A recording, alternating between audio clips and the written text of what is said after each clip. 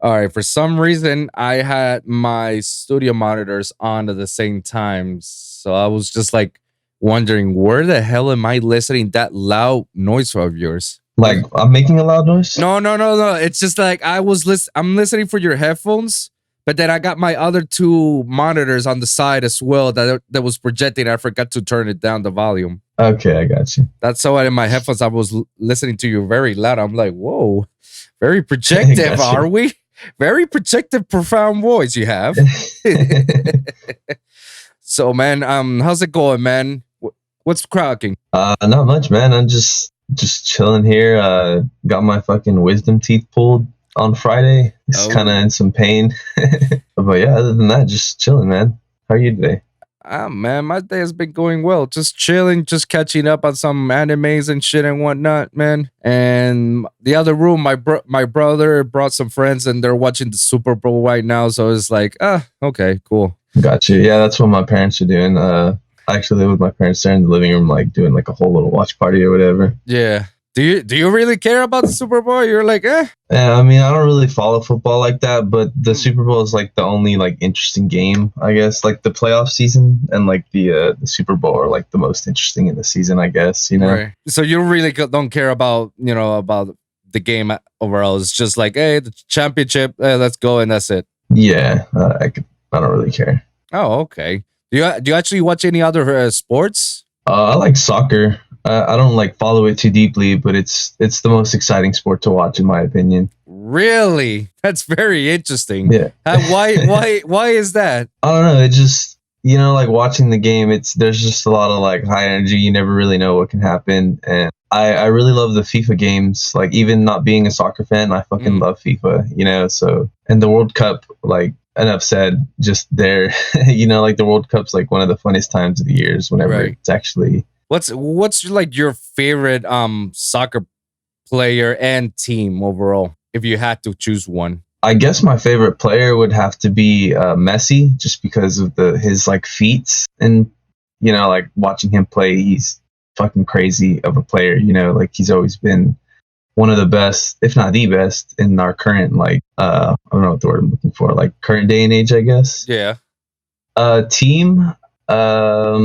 I don't really know, honestly. I guess Barcelona, just because they're like the number one. Yeah, they're usually like at the top, and they have the best stats on FIFA, I guess. I could not get into FIFA for the life of me, and it's because I'm a very sore loser. Yeah, depending on who you play with, it's rough, like especially like being, if you like you say you're a sore loser, like me personally, I'd be talking shit the whole time. Oh, dude, every time I play around with somebody, even someone that's average, I always like lose up or some shit. I'm like, what the fuck is this, bro? Why the fuck can't I do this? What? Why am I doing that? What? How are you doing this? Why can't I attack at you? I'm going faster there. Nope. There's no chance in hell. I always lose. Like, I never got into it. It's like, fuck this shit. I'm gonna stick to the regular shit. I feel you, man. It's a challenge. Like I said, especially depending on who you play with. Do you actually play other video games besides FIFA, or is it just like strictly FIFA overall, and that's it? At the moment, I really only play Call of Duty. Because honestly, that's all that fits on my damn PlayStation. I have a 1 terabyte on my PS5, and Call of Duty, Modern Warfare, and Warzone take up like 300 gigabytes of that space. What? For whatever reason, that's beyond me, but it's like what me and the homies enjoy playing, So the only games I have on my PS5 are Modern Warfare / Warzone, Call of Duty Vanguard, and the Avengers game. Like, cannot fit anything else on there. So Are you serious? Yeah, that's really all I play. Dude, that's fucking insane. 300 gigabytes? That game alone? Yeah, dude, it's ridiculous. Like, I saw it the other day. The game itself takes like 260 gigabytes, and then they had like a 110 gigabyte update, and I was just like, what the fuck? I went like 2.5 weeks without even playing the game because I was just refused to download this ridiculous update, and I just kind of focused more on like making music, and it kind of helped, honestly. Less distractions, but naturally I saw the homies playing every day, and I wanted to play, and I was like, oh fuck it, I'll just download it. Right. Yeah, I actually just downloaded the update like 2 days ago. Dawn by Daylight? What do you? I've heard of the game. I've never played it. Oh, the game itself, Dawn by Daylight, or is it like an actual expansion from the Call of Duty thing? Oh yeah, it's like. Have you ever played Warzone? I play all the Call of Duties. I just don't play the multiplayer. Not since Okay. Modern Warfare 2 or Black Ops 1. I'm more of a campaign driven person. Like I'm more focused on campaign and stuff. And when they became more focused on multiplayers and shit, that's where I started to care less about the multiplayer and more on the campaign, and that's it. Yeah, that's fair. I mean, I personally love multiplayer. I like being like toxic with my friends, you know. Yeah. But recently it's just been more about Warzone, just because my friends kind of outgrew the Modern Warfare multiplayer, and for whatever reason they like refuse to buy Vanguard. They all kind of swear that it's like a terrible game, but it's literally almost the exact same as Modern Warfare, just with like different guns and maps. I mean, that's exactly what I've heard with Vanguard, that it's just a horrible game overall from Call of Duty, and that it's just back in the past again, with old school guns. Yeah, I mean, once you move past that aspect of it, like I personally was like, why would they do this? Like how many World War II games have we had from Call of Duty already? Yeah. But it's fun once you get past it. Like I had the same attitude, honestly. Like, I'm not gonna lie, I was just like, oh fuck this game, I'm not gonna buy it. And eventually one day I just got kind of bored and was like, you know what, let me try it. And I have fun on it. Like, it's really fun to me. I wish my friends would play it, but they'll refuse. They'll be like, yeah. So it gets boring in that aspect. I'll play a few matches by myself and I'm just like, well, this sucks. I wish I had my friends with me. Are there a lot of people active when you're playing on Vanguard? Oh yeah. Yeah, there's a shitload of people that play that game. Oh, that's interesting, Well, I mean, have you heard of the news that the new Modern Warfare game is coming this year? Yeah, I hadn't ever seen like the article or anything where it was like confirmed, but I saw people on Twitter say that was confirmed, and that Warzone 2 is confirmed, whatever that means. I guess like the new iteration of Warzone.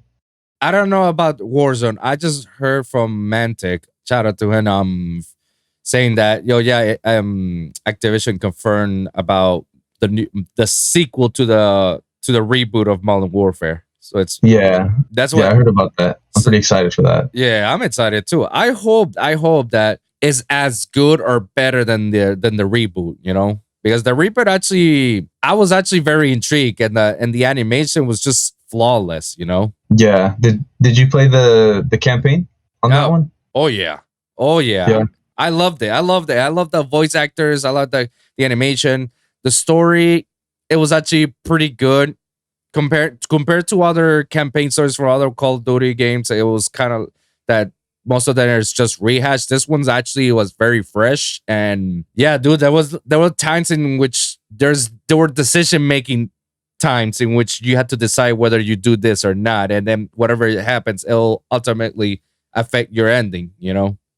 Yeah, I've only gotten like maybe like 6 missions into that campaign, but I do remember like I think it's like the very first or the second mission, like it gives you the option to like shoot when you're like breaching and clearing. Yeah. For that mission where you can like shoot that lady or like with her kid or whatever. Yes, that one, the safe house. Yeah. The safe house mission. That one like blew my mind. Like I didn't mean to like light this lady up, and I just walked in and kind of like sprayed her, and they're just like, ignore it, let's go. And I was like, damn, what did I just do? Dude, that was one of my favorites because there was just so multiple ways to get in. It wasn't just like one way. There's like more than one way to get in and then execute everything silently or just go guns blazing all around. Yeah, it's pretty cool how they did that. Like, it tricks you on your mind as well. It's like it tricks you going like, should I actually shoot you or should I what should I do? What should I do? That was my dilemma, and then I just ended up blasting most of them. Yeah. I mean, if you play before the no rushing mission from the old games, then you can survive with this one. Yeah, for sure. As a kid, I was probably like in my teens when that originally came out, no rushing. Like I was just like stunned, but at the same time, I was just having fun blasting through the airport. If I remember correctly, it's not that I want to have a soul. It's just like I know it's a game. Like I know it's a video game. Like when that happened, I just went along, just like, oh, okay, shit. All right, gotta kill everybody. That's Yeah. part of the game. I cannot blow up my cover. They cannot know this. Yeah. But I wasn't feeling like. Anyway, it's fucked up, but that's the whole point. Like, it's rated T or rated M for mature. It's not meant for teenagers or kids, to play this game. Yeah, exactly. But yeah, it was well back then. I didn't feel about it, but for some reason now I felt more compelling when I'm doing those warehouse missions, in which is like, do I kill you? Do I not? Like, what is going on? Yeah, exactly. So I'm just hoping that it gets like to that level expectation or even higher.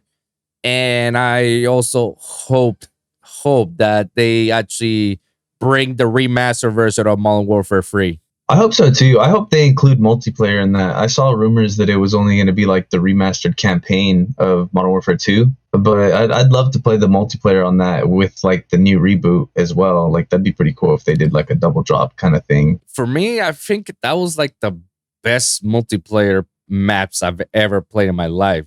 That's why I was so intrigued. Like the whole favela map and shit, the Desert Storm as well. Like it was just so amazing.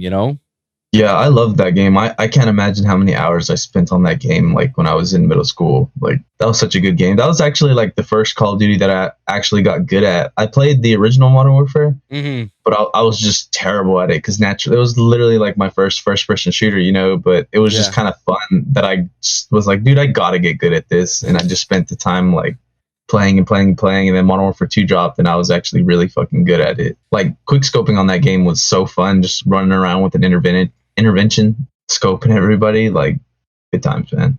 Oh, hell yeah. Yeah, Modern Warfare 4 was probably one of the probably Modern Warfare, and Call of Duty 4 / probably was one of the best games I've ever played in my PlayStation 3, honestly. Did you ever play Battlefield games? Do you like Battlefield? I did. I played some of the Battlefield games. I feel like my favorite ones were Bad Company. Yeah, that's exactly what I was about to bring up, is Bad Company. Like, those games were honestly probably my favorite game on the PS3. Like, those games were flawless. Everything about it was fun. I agree. Like, I love Bad Company 1 and 2, bro. It was just so it has a little bit of everything, like it has the whole shooting aspect, and then it has a little comedic relief, and a lot of action about it. It's just like it was just like one of the best Battlefield they ever done before they just went straight with 3 and 4 and 1 and 2 and shit. And I don't know. The direction it went, I mean, it was cool. I enjoyed like 3 and 4 and a little bit of 1, but like if they would have stuck with that like style of gameplay, I think it would have been like way more successful than what it is now. I agree that it was actually pretty good. In 3 and 4, I enjoyed it pretty much as well. It was. I wouldn't say that it was like as great as Call of Duty, but I fairly enjoy it. Now, I will say that the multiplayer maps of Battlefield were way better and versatile than the ones in Call of Duty, because there was like so many things that you could have done in those maps that you couldn't do in Call of Duty. Naturally, I mean, it had like a higher player count, I believe, as well. So it kind of like had to have like these big maps, like open maps, yeah. And the fact that you were able to take any vehicles around you, like just go for it, bang, you're flying a fucking helicopter, or you're on a fucking tank or a warhawk, whatever you got into, like. You didn't have that per se in Call of Duty. Call of Duty was more about the kill streaks. If you get a certain kill streaks, you can call for backup. Some of them you can actually play around. But in Battlefield, there are times that you don't really need a kill. So if you find a fucking tank, you just use it and start busting everybody's ass after that. Yeah, and like when they had that like Destruction 2.0 thing, like if you had a tank, you just take everybody's building down. Yeah, like, level whatever area you're in. Yeah, exactly. So like, and that aspect, I can see like, okay, the multiplayer maps from there. That's why there was like such a big divide and conquer when it comes to like, no, Battlefield's better, no, COD is better, because of that. Battlefield was just much more bigger overall, and COD maps was just like on a smaller scale, and you had to stick in around there. But then over years, it's just COD getting better. I mean, after Black Ops was phenomenal to me. I love the Black Ops as well. The original or yeah, the original, the original 1 and 2. 3 was just like a little bit off from me. It was like, you derailed yourself from the original cast. So I was like, And then they brought it back with Cold War, but it was more of a, like, yeah, we're there, but we're not really there. Yeah, I think the idea of Cold War was cool, but like the execution, like it felt like I was playing Black Ops on the PS3, like on a next gen console. Yeah, basically. I didn't like the whole part that it was just buggy and laggy all the time, you know? Yeah, and such like low resolution graphics, like I mean, stuff that you wouldn't expect for a Call of Duty game is like, I might as well get the PS4 version and play it on my PS5, you know, if it's gonna be like this. Yeah, exactly. So I played it for like a week heavily, and then I was like, oh, now I see what everyone hates about this game, and I just went straight back to Modern Warfare. Yeah, that's exactly what everybody has told me. Is like, yeah, we played it, and then Modern Warfare, Warzone again. You know, that's it, and it's been stuck with that since then. You know. Yeah, Warzone's still popping, Modern Warfare still popping. Like, didn't that game come out in like 2018, 2019, and it's still like like flooded servers, like. Everyone's always playing that shit. Yeah, it did come up like 2018 or 2019, something around there. Yeah, and it's still a very relevant game. So they knew what they were doing with that one. Hope they actually don't make the same mistakes that they do with sequels, you know, because they oversell on one. It's like, oh shit, okay, we can do it. Let's try new things on the second one, and then it just like. I hope not, but I have faith in them, especially with the way this one did. Like I just said, it's still very relevant. So I have no doubt that the next one is going to be at least decent enough to play for the next year, and not like a Cold War game where you're like, oh, this fucking sucks. Like, let's go back to the other game. Yeah, I'll be very disappointed if they actually go back again to a Cold War type shit. You know, like, nah, bro. Like, I did not spend $60 for this shit. Yeah. Or the future. I really hope they don't go in the future either. Like, I think modern era warfare is like where it's at as far as these games are concerned. Yeah, when they went with Advanced Warfare and the other one, there was another one that was very futuristic. Shit, I totally forgot. I know what you're talking about. Like they were like in space almost. Yeah, exactly. Yeah. Because there was the one that Kevin Spacey was there. Yeah. Where they had like this. I think they had the jetpacks in all those games. Yeah, they had the jetpacks and all that, and then you got the Black Ops 3, and then you got the one in space where they had the guy from Game of Thrones in there. Yeah, I don't remember what it was called, but I know exactly which one. Yeah, I totally forgot. I know there were all warfares.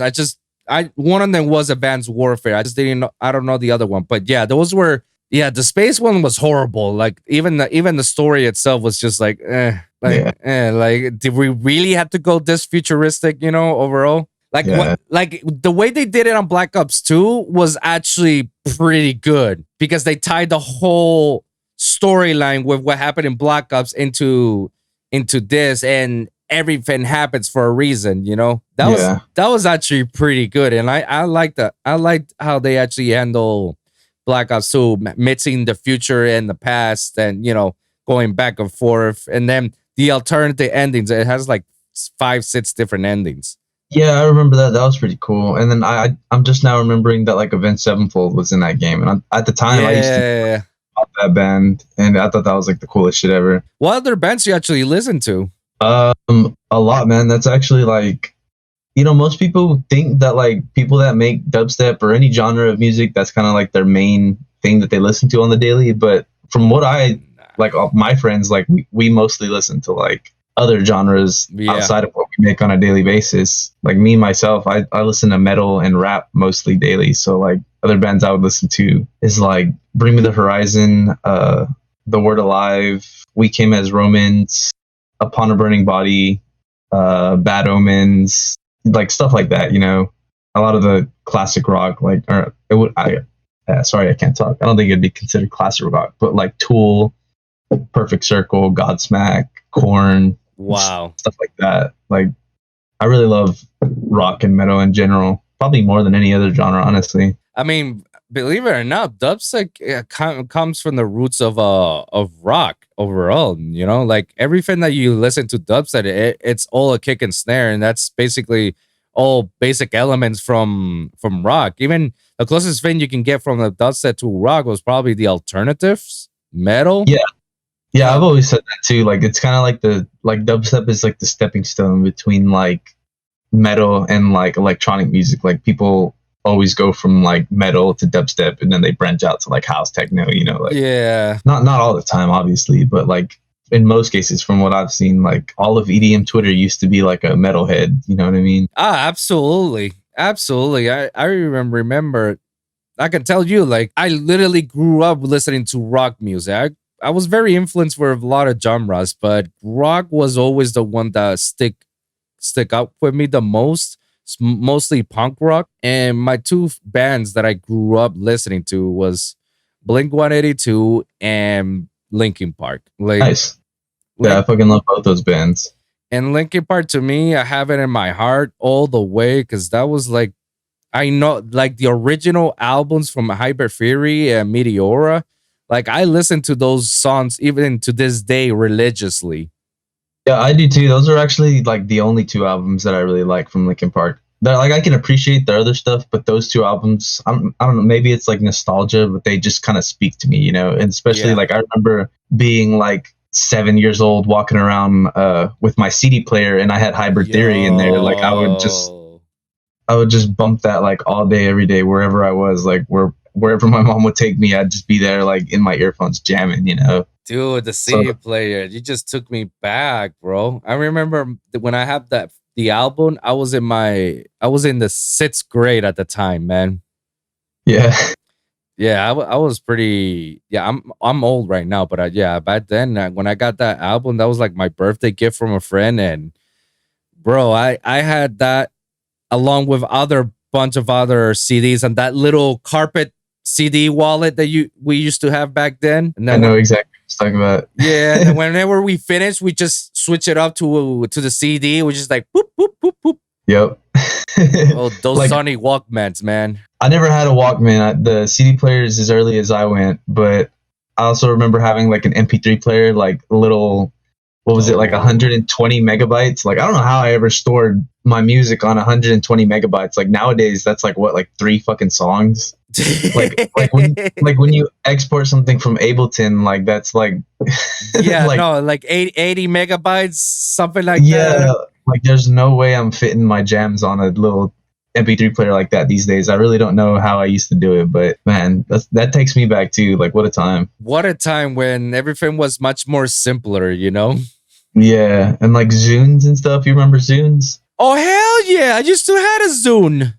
I used to have one too. Those things were fucking cool. Like I couldn't ever afford, or my parents never wanted to get me an iPod, so I was just like, all right, Zune, you know.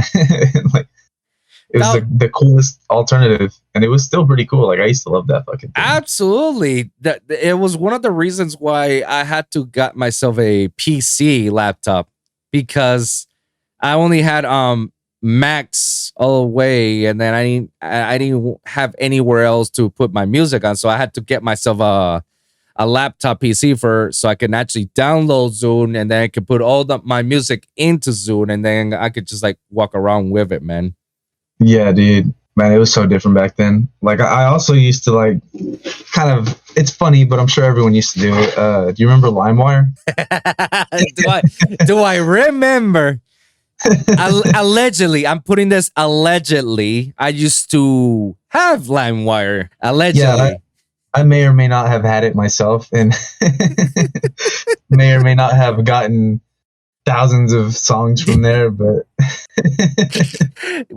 Oh my god, I remember I only allegedly had it for music, and because I used to live in Puerto Rico my whole life, most of the time I just allegedly download reggaeton music, you know, just get the latest reggaeton songs out there before it comes out and whatnot. And then people were telling me that you can actually download movies and music videos and whatnot. The problem is like it took so much to download, and the Wi-Fi or the internet at that time, it wasn't that fast. So it's like you had to leave it on for the entire night.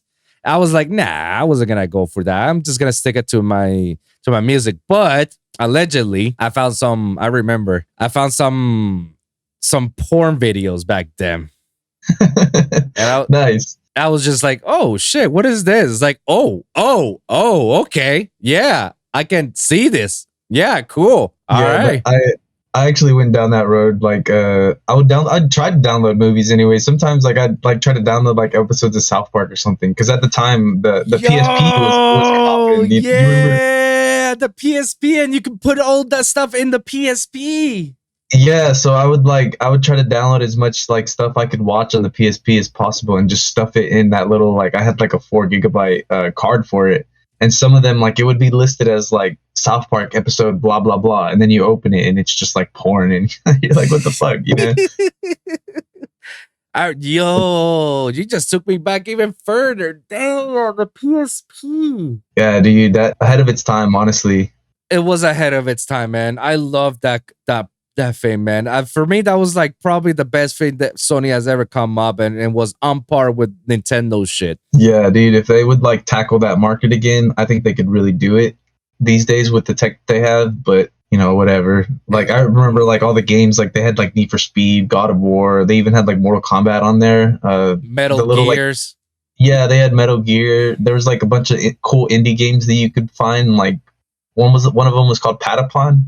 It's like a little rhythmic matching game. Like, that game was fucking cool. I missed playing that game. They also had it. I remember that was like the first time they had that feature of remote playing. Like, you can play your PlayStation free games through your PSP by remote play.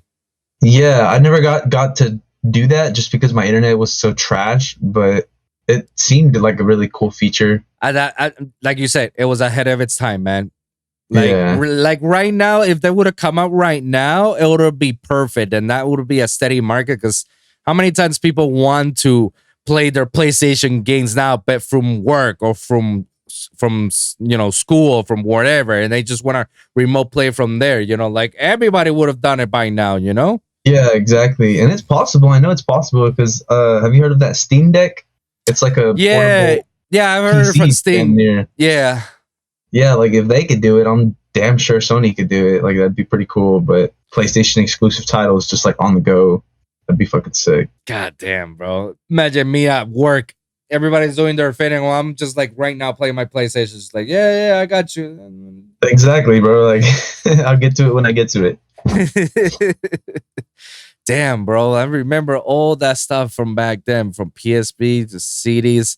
I remember my first iPod was like, one that you can actually start putting videos in it, and it was this small little rectangular iPod, and you can put videos in it. And I saw all the South Park episodes from there. The brick, like the fucking yeah. Because remember, the original iPod was a brick, but later it came down, doing the iPod Mini, iPod Shuffle, and then all of a sudden they went much more flatter. And then they say like, oh yeah, now you can watch your favorite videos and movies on the iPod. It's like, word? It's like, yeah, 60 gigabytes of hard space. I'm like, what? I can watch a movie from my iPod from here? Pretty cool. Like, my first iPod was the Nano. It was the iteration where they first added a camera in it. I don't know why. Like, I personally, like, looking back, I never used that camera on the Nano for anything. Mm-hmm. Like, it was damn near useless to have, but it was cool at the time. I was a kid, like, oh look, I got a camera on my, like, you know what I mean? And then after that, I upgraded to the first gen iPod Touch, which later I guess became like the iPhone. Yo, I remember the iPod Touch as well afterwards. Yeah.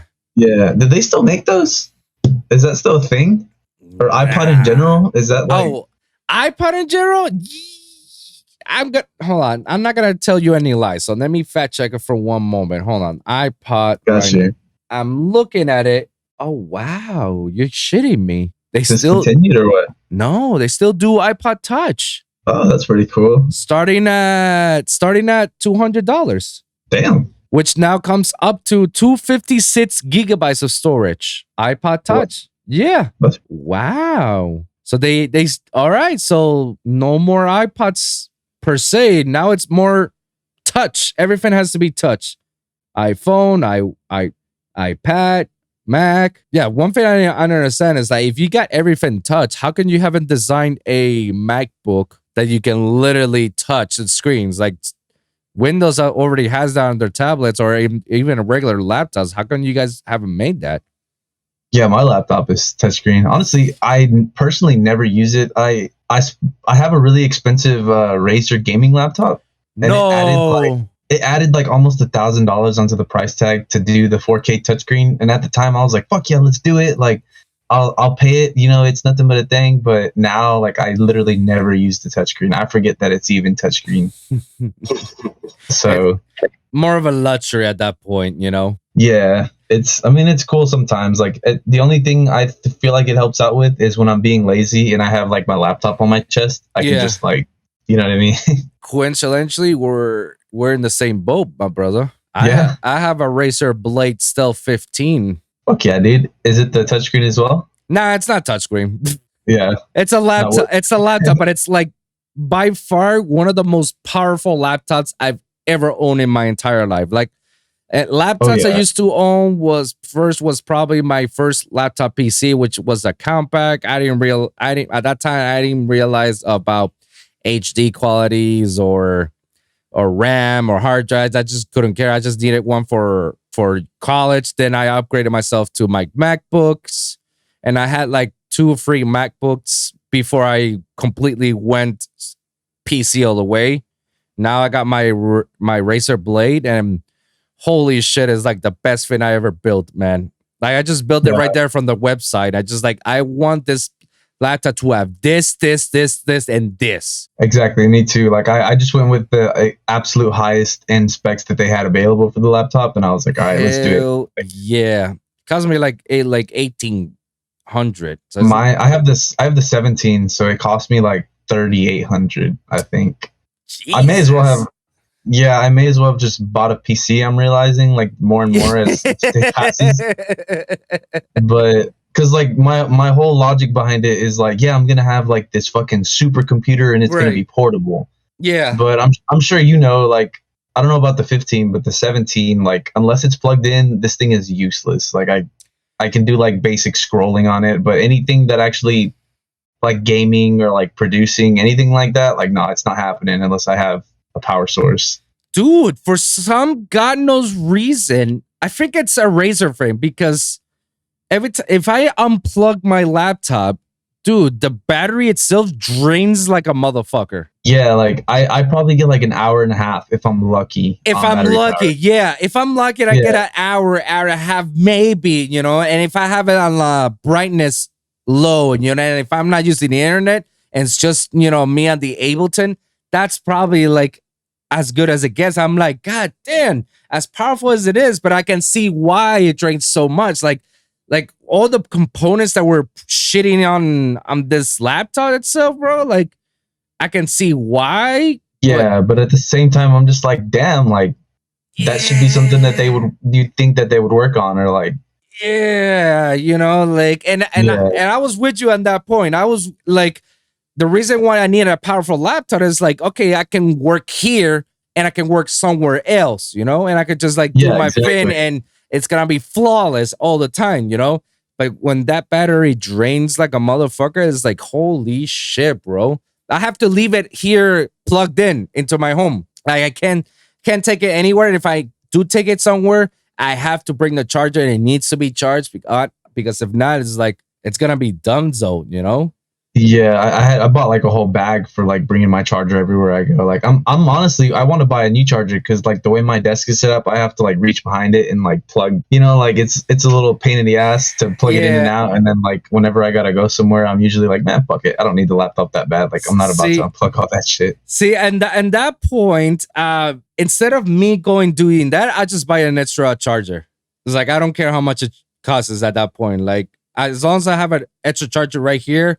And I can leave this one here without going like. Yeah, exactly. That's where I'm at right now. Like I'm so close to doing it just because I'm tired of digging in here, unplugging my shit, Oh, bro. coming back the next day. Like dude, it's gonna be a stress relief once you have your second charger.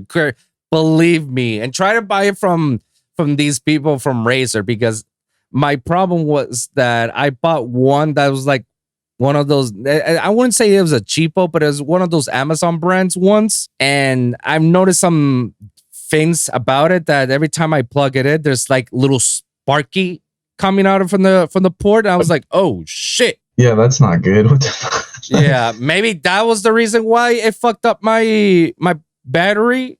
I don't know, for me using it that many times. I don't know. That's why I'll tell everybody, it's like, if you're getting the Razer laptop, make sure you buy 2 chargers, like the one that's coming with you and an extra one from Razer, because yeah, I got the Amazon and I regret it. But because right now I'm not taking my laptop anywhere else. Like, I have it here as like my main PC, you know, and it's stationed here as my main PC until I get until I move in with my fiance and we get ourselves our own place, and then I can actually set up my studio room / game room overall. That's where I'll invest myself. I'm getting myself a new PC, you know, tower, and build it however I want it. But for now, like, this is my main shit. And whatever else that I need, like my workplace, thank God, my workplace, they gave me a working laptop. So I just used their working laptop, and then I could just take it home and go use it anywhere else if I wanted to. I feel you. Yeah, my thing is my main. Like, I work from home as well, and I have like my laptop here and then my work PC over here. So like, if I don't want to use my laptop, I can just use my work PC. Or yeah, if I need to take the laptop, I can, you know. But for the most part, I really don't anymore these days. Yeah, I just take everything I need on a flash drive, and I'm like, all right, I'd just rather upload it somewhere else, like, than bring the whole shit with me. Right, exactly. And yeah, and if you ever want to use something, or you want to use Ableton or any other DAWs or stuff like that, then you could just use it on the other one, you know. But at least you have a main one that it still function, you know, and it's still alive and breathing and kicking it still, you know. Oh yeah, this thing's kicking like a champ, dude. I love this thing so much. Yeah, bro. Razer, actually, kudos for those guys. Shout out to them. I think it was like it was probably Noisia and someone else, I totally forgot, that actually got me convinced, like, maybe I should invest on Razer, you know. And I don't regret it, man. I was getting close of doing a Alienware, but I didn't do it because I don't know. I'm not saying that I don't have a bad history with Dell products. It's just like, I don't like their functionalities, you know. And sometimes Dell products like come very cheapo because it's so universally used by corporations and companies and whatnot. So it's like, I don't feel like they're using it for full performances. They're more of a regular basic computer that you can just put it to everyone else, you know? Yeah, I feel that. I actually got mine. I saw a Borgor, like I watched like him produce on like live one day, and he had one, and I was like, damn, that the logo on the back, like it just looked cool as fuck. I was like, damn, what is that? You know? And I looked more into it, and then I like read up on this one, and I saw like the like metal black finish that it has, and it just kind of like, at the time I was like, dude, that's fucking awesome. And I read the specs and everything, and I was like, dude, this is the one. Like, I need this. Because before this, I had like some HP, just some basic like $200 HP laptop, and I downloaded like the Ableton trial on that, and it started like shitting itself. So I was like, all right, yeah, this isn't gonna work. Like, I need something. Yeah. But surprisingly, I remember in the times that I used my MacBook Pros, like, even though I remember back then I used to have like the bare minimum, it still surprisingly worked amazingly with Ableton. I didn't know how, but it. Yeah. It really does. A lot of my buddies, like when we're at shows and we're like in the green room, like they're just sitting there producing, and it's flawlessly running, like regardless of how much shit they have going on, like channels, plugins, it's just kicking like a champ. It's really impressive, honestly. See, it's one of those few moments in which I can give props to Apple for what they are. Like, they actually want to make sure they'll sell you a great product with great quality, you know? Like, they're not giving you a $2,000 laptop for no reason. Like, no, they're giving you a $2,000 laptop to make sure that you can use it to its full potential and still running with it, you know? Yeah, and you could also like I've seen people like do like Lightroom, Photoshop, Ableton all at one time, and it's still like That's wow. That's wow. I haven't yeah, seen that. Wow.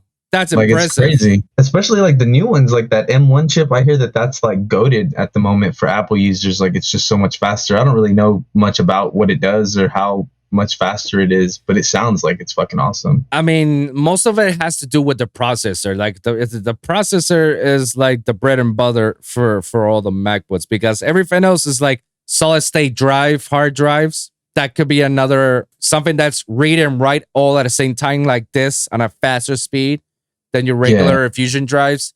And RAMs. I mean, if you put a 16 gigabyte RAM, it'll run fast. If you upgrade it to 32, like that's a laptop for the gods.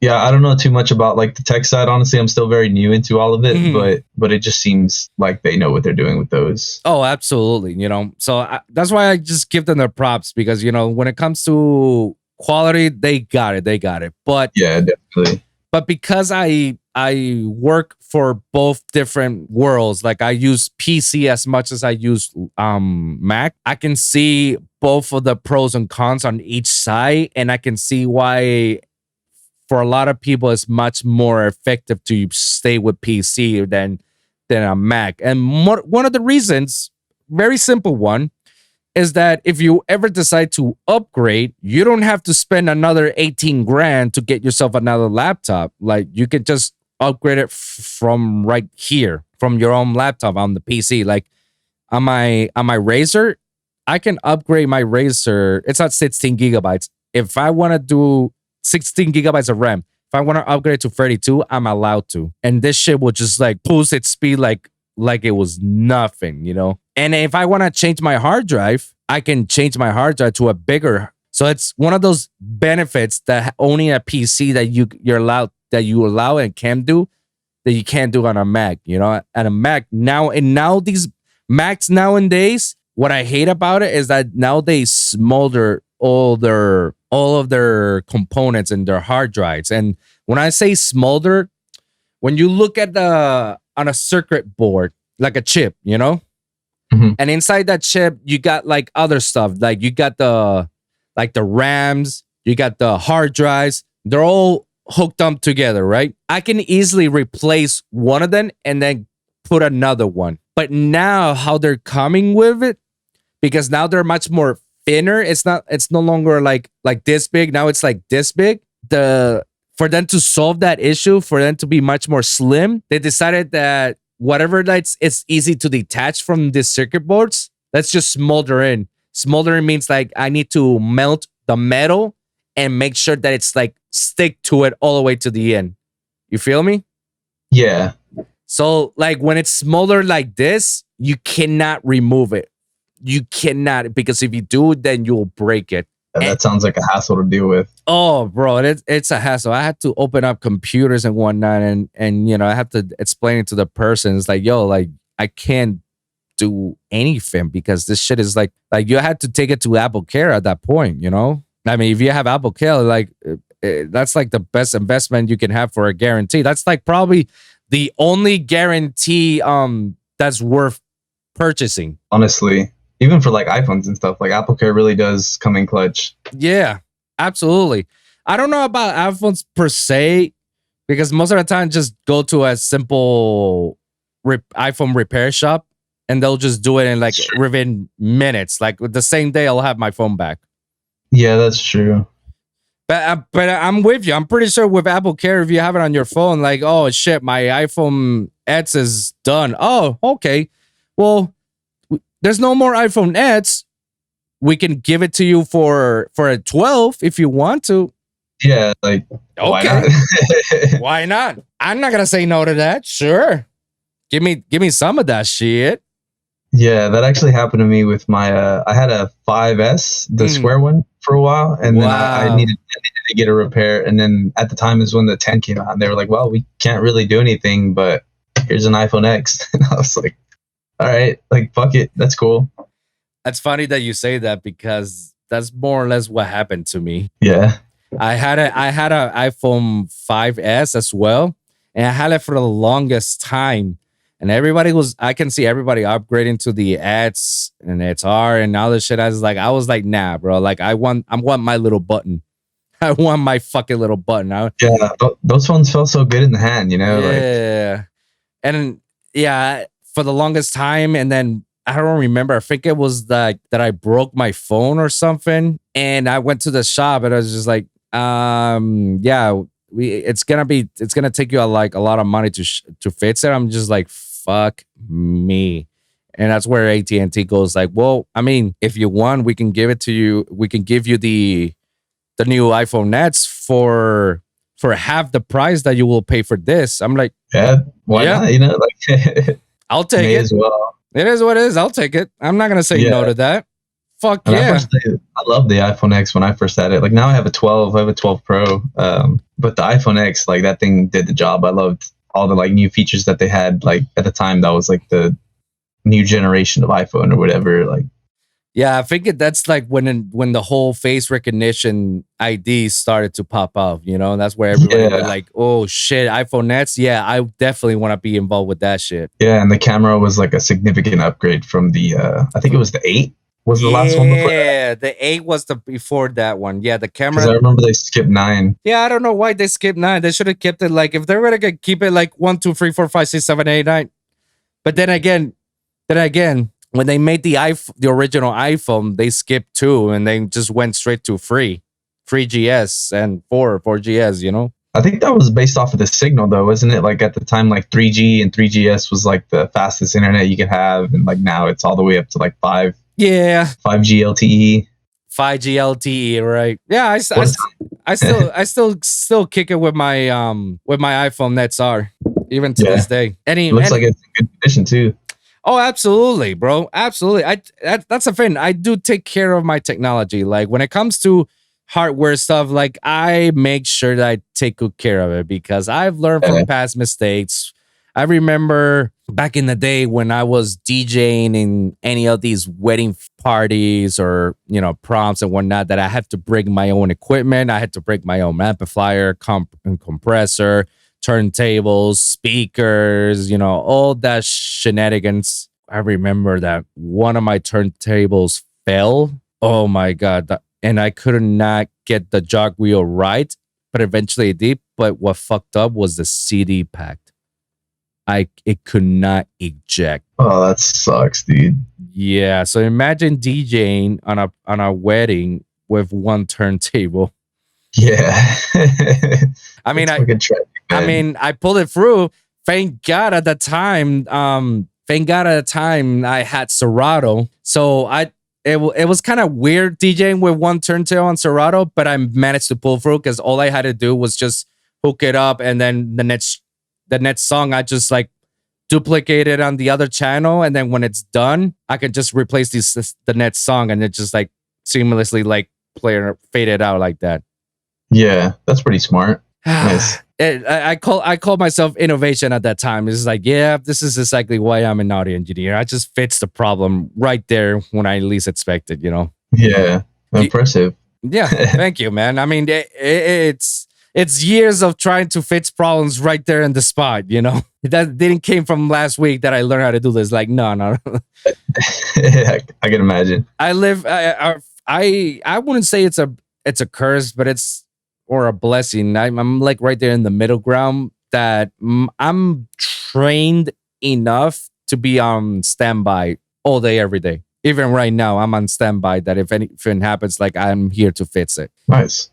Like the other day, I was interviewing Semi Dubs Brandon. Yeah. Shout out Brandon. Shout out Semi Dubs. Yeah, shout out to him, man. Cool guy, man. I loved him. Dude, at the first hour of our conversation, it was juicy. Like we were talking smack about stuff, you know? Even we were calling out about certain people out there because people do dirty to me for God knows reason. I don't know why, because I'm an idiot, I guess. But it was juicy shit. And I noticed that at my OBS meter that, you know, my mic volume meter wasn't going up, but his was. So it's like, hold on one moment. I took a pause. And then I listened to the video that I recorded, And dude, my mic was off the whole time. the whole time. So imagine in an hour conversation that we were just so into it, like we just sink in back and forth that it was good convo. No You audio. just lost it all. I deleted it because it was just like, holy fuck, bro. Like his end was okay, but mine, it was just basically me talking without a mic. Like nothing was hearing. You couldn't hear nothing. Oh my God. I was just so pissed off, bro, at that time, bro. I just could not believe it. And I was just like trying to think of how the fuck am I going to fix this right now? We just into an hour. We can't go back again to that hour because it was just so flawless. Yeah. Hey, we can't go ahead and reverse it back because it's going to feel awkward when we try to get to those moments ago. And then my quick thinking, I just like went into the settings and then fixed it. And then afterwards, he and I went again to another deep dive conversation. And we spent 3 hours talking. Yeah, I love him, dude. I could speak to him all day. He's such an interesting person. You know what I mean? Like, yeah. Have you seen like his TikToks lately? Do you follow him on TikTok? No, I have to follow him on TikTok. I did ask him to send me all his social media so I can actually put it on the description of the episode. By the way, I have to ask for your promo pic as well. Oh yeah, I'm sorry, I forgot to send that. Yeah. I'll send it after this. Yeah, no problem, man. I asked him so I can actually follow him and put it on the description, but nah, like I haven't seen his TikTok videos. What he got there? So he works in like a gas station, I guess, or like a cigarette tobacco shop. Yeah. And he just kind of like every day he's just like griping about something on his TikTok, but he does it in such like a funny way. Like he'll be like, I don't know, what's an example? He'll be like, someone comes in and then they ask for like a marble. I don't know. I can't do it like he can, like he just, the way he does it is so, and he uses like the same little funny song in the background. Like, it's just something you gotta watch. It's so funny. Like he's a fucking hilarious guy. Dude, we were just going back and forth on our interview, man, and that shit was just like it's funny because he and I have so many similarities when we were coming up in our shit. It was just like, Dan, like I feel like you're a brother of mine because you and I got so many things in common, and we can understand each other's struggles and pains that we had to endure for. It's just it was just a great conversation. And obviously when we throw out little jokes and stabs here and there, we were just like, oh shit, bro. We're bad people, aren't we? It's like, yeah, I think we are. Yeah, I love that guy. Shout him out. Shout it out, man. Shout out to Semi, bro. But yeah, one thing I was actually gonna ask you, bro, like what actually prompted you to become a producer? Because it's very interesting, hearing for your name itself, Destroyah. From the Kaijus, Godzilla universe. Hell yeah. So what actually got you into making music overall? So it started like with I really used to love like I was exposed to like Skrillex way back in the day when that was like when he first came out with his first album. Yeah. And at the time I was like, wow, this is cool music, like what the fuck is even happening? And then around that same time, a lot of like the metal bands that I would listen to tried to like do that same like integration of like electronic music, such as like Icy Stars, The Browning, Casino Madrid, bands like that. They had like the synth along with like the breakdowns and stuff and like little dubstep parts or whatever. And I thought it was cool, I just didn't know like where to look for it. And then like I started listening to like Deadmau5 and stuff like that. So I got really into like his genre of what would that be, like techno, progressive house or something? Deadmau5 is very odd because it falls into techno, but at the same time it's more progressive, like some progressive house, some progressive trance, or progressive tech. Like I don't know, but it's right there in that corner. I kind of started there and I really fucked with his music, and then he came out with that 4 times 4 equals 12 or something like that. Best album he's ever made, bro, hands down. I loved that album so much, and mind you, at the time I had no idea anything about electronic music. And then like fast forward to 2017, I went to my first ever event, which was Sun City Music Festival in El Paso. And I saw a Borgor set, and then I also saw like Dubs and like GTA, and I don't know. I saw those sets, and I just kind of knew immediately. Like I was like 17 at the time. I was like, "Fuck, this is exactly what I want with my life, like whether it be like coming to these shows, like partying, or like Yeah. maybe someday being a DJ, being up there. Like this is the coolest shit I've ever seen, you know? And then I started by kind of like, I downloaded an app on my iPhone that was like a DJ app. Like you could load in your SoundCloud likes into the decks, and then you could just like DJ on your phone. Really? Pretty much.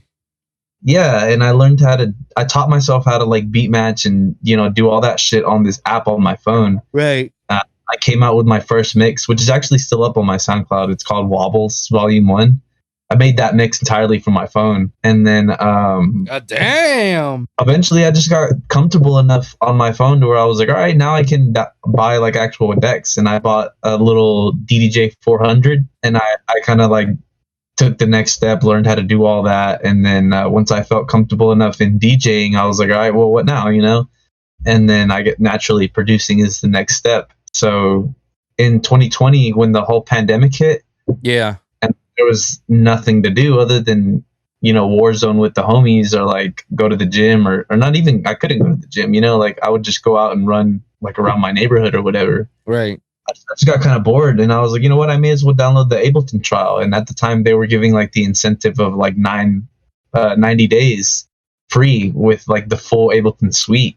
Oh, shit. And I downloaded that. I just kind of started trying to like throw shit together. You know, at the time it was nothing but like samples and, you know, like the worst music you've ever fucking heard. But I kind of like, I started making friends in the scene, and just kind of like honed my skills from them. Like shout out my homies, man. Shout out Cause, shout out M-Rated, shout out Martini. All those guys, they kind of like, we all kind of push each other to be the best we can be. Right. And I met that little group of people, and I started a song with M-Rated, which is my first song that I ever came out with. And it's the only song I have out honestly on my SoundCloud. But yeah, I guess to answer your question, I just really fell in love with the music and like the scene. And eventually I kind of got over being like a fan of the music and kind of wanted to be a part of like the actual music side. You know what I mean? Like, yeah. I just wanted to have my own shit. I wanted to feel what it feels like to have people react with something that you made. I just kind of wanted to like give other people the same escape that this music has been giving me. You know what I mean? No, I guess that's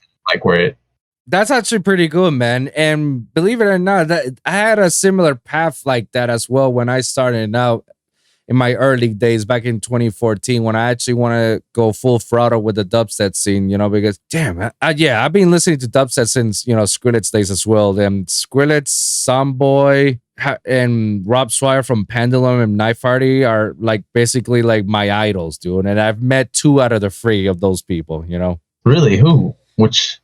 I met Skrillex 3 times in my life, and I shook his hand and had conversations, and it was pretty.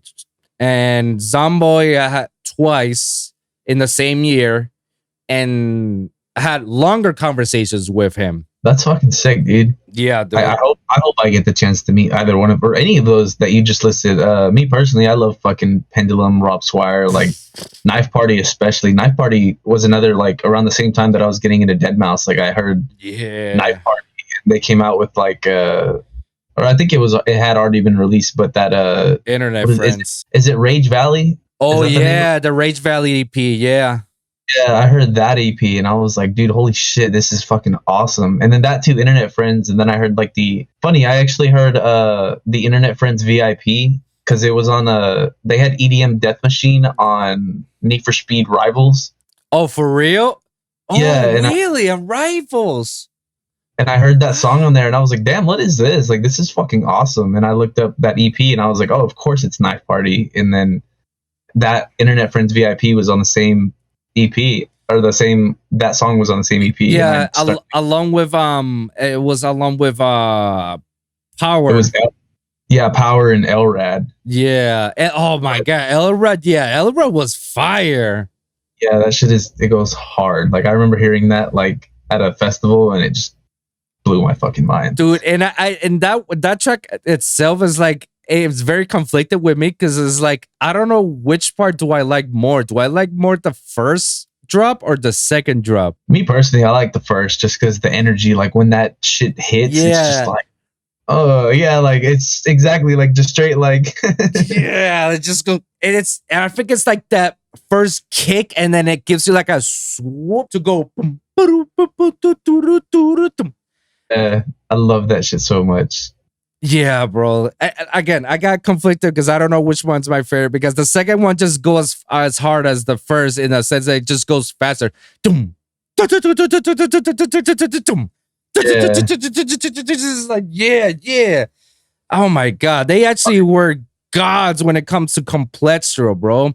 I think that's one of the early days in which is like Knife Party going with that whole dubstep and just mash it up into house. It was just like, I think that was when the new era of bass house started to pop out, and I jump in that wave.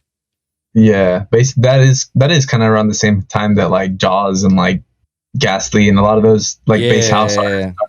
really emerge. It's kind of crazy that like we like watched all that, you know, like they used to be like 6 p.m. on like the side stage and now they're like headliners, you know what I mean? Dude. See how crazy that Crazy. is? Like just a few years of like dedication, hard work, and straight up bangers will get you like on top of the planet. It's pretty crazy. Yo, and I remember some of those guys when, like you said, in that stage, you know, in that different stage, that's not even the main one, and they still rocking and kicking it.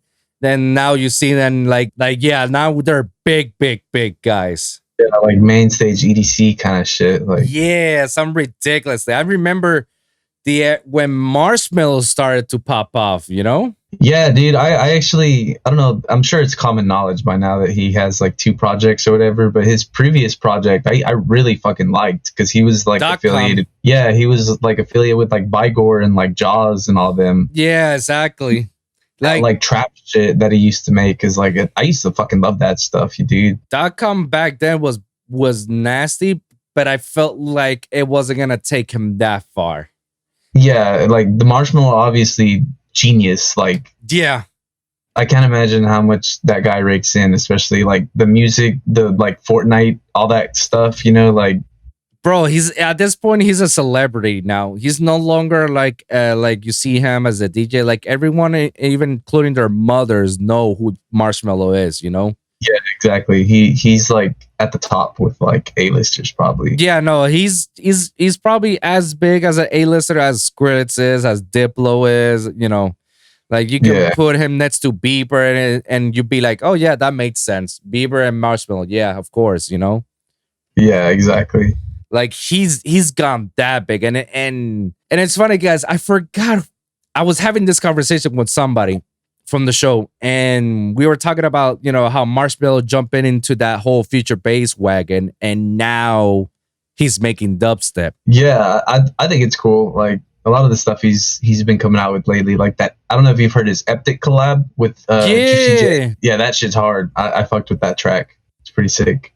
I just and then he had. Go ahead. No, I was just saying that, you know, that Eptic collab was just fire, but I felt like it was more of an Eptic than Marshmallow. Yeah, I mean, how do I say this without sounding like negative or like a hater? But I feel like most of his big collabs with like these other producers are pretty hard carries. I don't know. I could be wrong. No, like no, you're not far off of it. Like I know some of the people that was in his last album, and his last album was like a lot of collabs. I can tell you for sure, like at least the grand majority of them were mostly more made by the person than him. It was more of him slapping his name and put it in the album and call it a day. Which is cool because I mean, otherwise, like these artists wouldn't be like the general mass wouldn't have ever heard who Eptic was, you know. But like because it's a Marshmallow track as well, like all these people across the world are listening to it. You know what I mean? I'm with you at that. Like as a business person, I fuck with it. I was like, holy shit, bro! You're bringing all these people into an album and, you know, getting nominated by Grammys and shit, and now everybody in the world knows who are these people as well. I fuck with it. It's business wise, it makes sense. Like, yeah, you definitely want to put. Let me do the whole project, and Marshmallow can just slap his name on it, and I'll be like, all right, cool. Yeah, I personally, I'd be cool with that too. Like exposure, like that's fucking crazy. Oh yeah, on a different level, bro. The exposure itself will just get you like what you need. You know, it's one of those times when you have to think like, all right, ego wise, do I want to be big by myself or do I want to be big? No thanks to these people's help. You know. Oh yeah, I'm down with that because like if these guys are gonna take me to that level, let me just ghost produce. Fuck that. I don't give a shit. And it's because of that will open doors for many other possibilities and opportunities that may come up in my lane. Exactly. So I think that's pretty sick. Unfortunately, there's like I've seen and heard a lot of people that maybe it's ego wise, they don't fuck with that a lot, but obviously it's more of a kiddie shit, you know, like more like, oh, that's very unethical, you know, that he doesn't do his own work and shit like that. I'll tell you what, I used to think like that back then until I took a grasp of how the industry really works, and I'll be like, okay, now I see how things work. Like, if you want to go with it, you have to go with it. You know, you can't go against it because it's not gonna get you far. So when I talk to these people, I have to explain it very thoroughly. It's like, yo, you have to understand. At the end of the day, it's business. Like shit, Marshmallow comes knocking down your doors and he tells you like, hey, I need a song, but it has to be written under my name. It's going to be slapped under my name, but you get this amount of money and I'm going to tell everybody else that you made it and you're going to get royalties out of it and producer credits. Are you done with it? Your name is not going to be there. Everybody's going to know this is Marshmallow's song, but you're going to get everything else. Are you going to do it? Yeah, I would do it. Like, why not? You know? Exactly. It's the same thing that I tell people. It's like, bro, like, take the fucking opportunity. This is not the time for you to say, nah, fuck that. I'm all about original shit. Like, I don't fuck with people who ghost produce. It's like, nah. Hold on, bro. Hold on. If I tell you that you're one of your favorite artists, Excision, use people to ghost produce his music, are you gonna hate him? I mean, I respect it in its own sense, I guess. Like if that's what you choose to do, you know, that's you, you know, like I'm not gonna like shame you about it. Like I have friends that ghost produce other people's music. Like, you know, it's a bag, you know, it's a bag. Yeah, I won't say who, but like he just told me yesterday that he makes 600 per record that he ghost produce, and I'm just like, well, yeah, why wouldn't you? You know, like that's fucking awesome. Like, yeah, I ghost produced before as well, you know, and like everybody has done. Like if you want to grab some bag out of it, get some names out there and let the doors open for many possibly opportunities, why not, bro? Go fucking do it. Get that money. Exactly. At the end of the day, you need money to put food on your plate, right? You do what it takes, man. Even if it means ghost producing. Shit, there's a lot of people that I know, they don't like the whole DJing aspect, that they rather stay home and produce music because that fulfills them more than DJing. And what they do is that they DJ from homes, they release music on their own, and they ghost produce a lot from various artists that they need their help. It's not in it for anybody, but it, you know, if you can get the job done, but hey, go for it, you know? Yeah, exactly. Like it's whatever you want to do, honestly. Like, yeah, exactly, man. Now, like, how's the industries has ever treated you as an artist? I mean, I'm still very like I said the other day, I'm a very small artist. I wouldn't even really say that I'm a part of the industry yet, other than like my local scene. Okay. But I mean, it's been good. Like I kind of, like I said, like pandemic is whenever I really started taking this shit seriously. And I actually used to go by Trippy Taco, which is my personal Instagram handle. I just didn't know like what else to name myself. So I started this project as Trippy Taco, but then I kind of sat there and thought to myself, like, well, no one's going to take this seriously. Like, what's cool and I could build the whole brand off of, and like, boom, Destroyah, you know?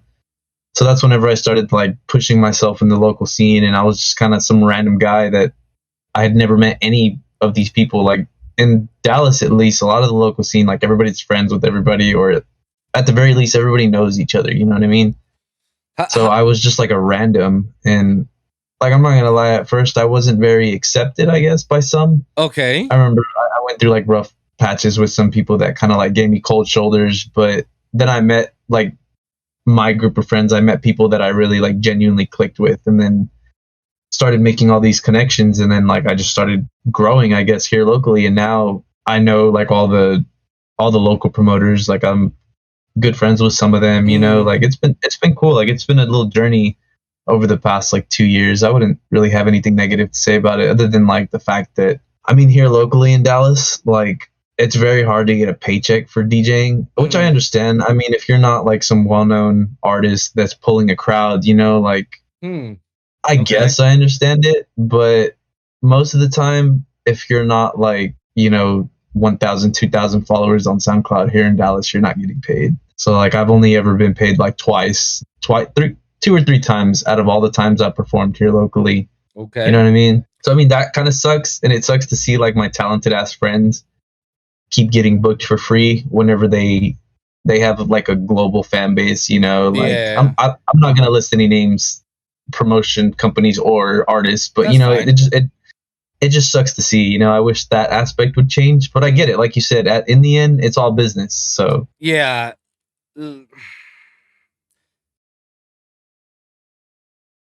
What's going on, everyone? If you guys made it all the way to the end of the episode and you feel kind of left out, like why didn't the episode finish? Like, don't worry, guys. It's okay. The episode was way too big for me to put it in just one episode, that I had to divide the episode because there was so many good content and so many good topics and discussions that it cannot be discussed under one episode, but had to divide it so we can always have brand new episodes with brand new topics every Friday. Always remember that. So be sure to like and subscribe for your weekly episodes at the Lone Wolv Podcast for SoundCloud, Spotify, iHeartRadio, Apple Podcasts, and of course the YouTube channel at lonewolfpod.com. That's right, lonewolfpod.com, where you can check all my latest episodes. And always remember to comment down below. Let me hear your thoughts. Share your experiences. If you guys got a certain topic that you want me to cover for the next episode, please let me know on the comments down below, and I'll do my best to do so. So thank you guys for tuning in, and we'll see you guys in the next one.